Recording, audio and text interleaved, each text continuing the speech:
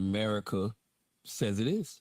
I think Democratic Socialists are a bunch of like college-educated white kids. What's going on, you guys? Today we have Andrew Schulz getting roasted by Sam Seder and Emma Vigeland. Andrew Schulz is wanting to talk about Zohran Mamdani, and yeah, Sam Seder is not having it whatsoever. Let's watch. Especially when you look at what level of income you need to be above the poverty line in New York City, which is different than other areas of the country. But this is like, there was class solidarity broadly among the electorate if you made under 200K. And all of like the analysis that is not backed up by data, but meant to support that is like really relies on old stereotypes where they're talking about these overeducated white people that voted for Zohran Mamdani. Yes, in large numbers in areas of Brooklyn, that was the case.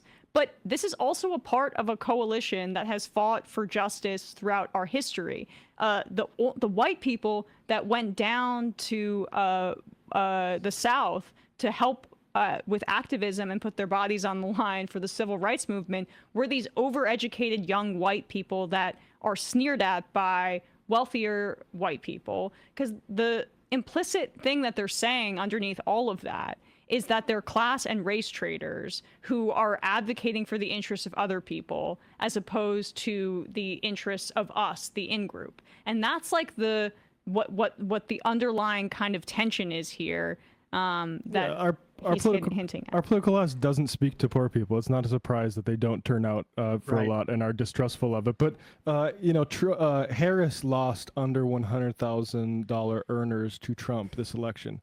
She won under $25,000 voters. Schulz doesn't draw any major conclusions about that, frankly, because it's not interesting to him. Yeah. Continue. I.e. go to college. They got a meaningless degree. They have $200,000 worth of debt that they cannot get out of. And they're like, okay, I need the government to help me, which is understandable. The problem is the solutions that Zohran has, many of them, I'm not saying all of them, but many of them. Take one. He either cannot execute or they actually won't work to help the people. And that pause it. Okay, yeah, I mean, this is, amazing. Like, he's not going to be able to do anything. We might as well just not vote for him. Matter of fact, you know, we shouldn't do anything at all. We can just roll over and let the billionaires do whatever they want to do. Oh, by the way, this video is sponsored by, Andrew Schulz. It couldn't be more obvious. You just want the people to give up.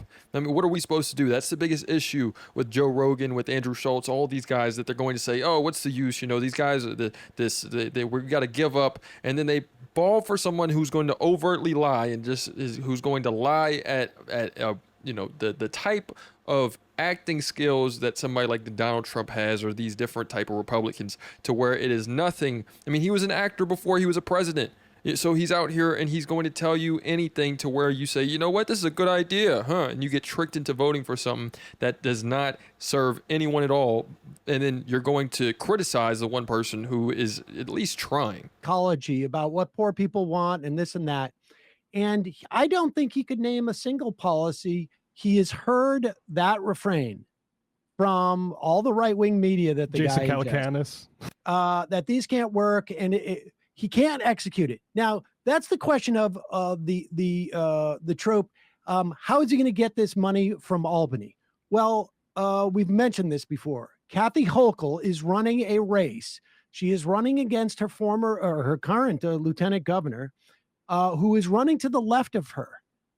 Mamdani is perhaps, you know, once or twice or three times in a lifetime type of politician who's going to have massive support if the Democratic primary results are any indication. The highest vote tally of any Democratic primary in I don't know, decades maybe. No, he highest ever in the history of New York City. It officially crossed that threshold. And so Hochul, who is going to be running for her life and already, dealing with somebody who's running to her left, is going to be under a tremendous amount of pressure, the likes of which we haven't seen. And Kathy Hochul, not exactly a track record of standing up to pressure or being too adept. So this idea that he's not going to be able to get it done, it says it so flippantly, he has no idea about that. Of course, it's always a question, will you be able to achieve what you set out to achieve?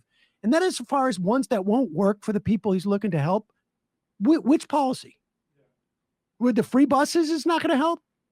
The universal child care is not going to help? I mean, what policies are not going to help? Freezing rent control is not going to help. The thing they're so hung up on is the publicly owned grocery stores. That's the three thing pilots for publicly owned grocery stores in areas that don't have one. Yeah. 5 or 3 publicly owned grocery stores aren't going to work, despite the fact that they have worked in, what is it, like half a dozen plus states around the country. Never mind like liquor stores and whatnot. I mean, that's absurd. They're stupid. The same thing with minimum wage. In Seattle, they had someone who was a socialist that was also a part of the city council. She got the minimum wage all the way up to $20. The minimum wage right now in Seattle as of 2025 is $20.76, I believe so. So all of these things are very, very much possible. This is a lot of fear mongering, saying that nothing, that, oh, we can't do this and we can't do that. So, we're just going to have to just lay down and just take it as it is. We're going to have to figure out something else. Meanwhile, like what I'm saying, it is very possible to come together to get better standards for the people. I literally used to go to the PX after I got out of the military to shop at their government-run stores, their grocery stores and their clothing stores, because they were cheaper and it was better. Yeah, there you go. Don't make me start reading the reviews of the municipal liquor store in Minnesota, because they're all 4 point. Oh, here's just a random one. This is 4.4, 164 reviews. Let's do another random one. Municipal liquor store in St. Nevis, 4.6. They're all highly reviewed, highly well regarded by the communities. And also, I mean, what do we think the operating expenses are of a grocery store? I mean, relative. New York State's going to lose billions upon billions of dollars because of that bill that just passed. Billions upon billions upon billions of dollars, and are going to end up having to slash some of their Medicaid because of what the federal government did. And people are focused on like New York City, which spends how many billions of dollars on the police department? Is it $1 billion a year on the police department? And like the operating costs of 3 or 4 grocery stores in areas that are almost definitionally like real estate's not going to be that terribly expensive. I mean, what are we talking about here? It's absurd. It's cheaper than gold leafing the White House Oval Office. I bet. All right, let's just continue. Let this guy finish. He either cannot execute or they actually won't work to help the people. And that is, there is like data to prove and back this. So I don't have it. I think the message is really resonating. And to be honest with you, I think the only party right now that you could say actually puts America first are the Democratic Socialists. Like if you really want to talk about, oh, rah, rah, rah, MAGA, America first, MAGA ain't America first right now. No. It's going against what the base wants. Absolutely. I've been inflating the fucking budget, continuing in foreign wars. Absolutely. Like the only party right now that is America first, meaning I want to help American people. Maybe the way they want to do it won't work and it could be detrimental, but at least the messaging and the intentions are to help the American people are the Democratic Socialists. You want to know why? Talk to me. Because of all the minorities that are Democratic Socialists. The blacks, the Latinos, the gays, because those are the people who really believe in what America says it is. I think Democratic Socialists are a bunch of like college-educated white kids. I think that. Spoken like a true Republican. Andrew Schulz can't help, even giving praise to the Democratic Socialists, still can't help but show his real conservative nature. This dude is a conservative through and through. Like maybe he's gonna be going through some type of like some journey to where he's growing, and of course it's got to all be televised. It's all got to be put on a podcast. It's got to be put everywhere to where people can see it and he can still monetize off of it. But he is still conservative through and through, especially with that statement. That's just, it is insane. That's what it is. That's it? Not that's I it. mean, That's it's a big tit. That's the majority. It's all the hipsters. That's like, okay, I came here, I moved here, I thought I was.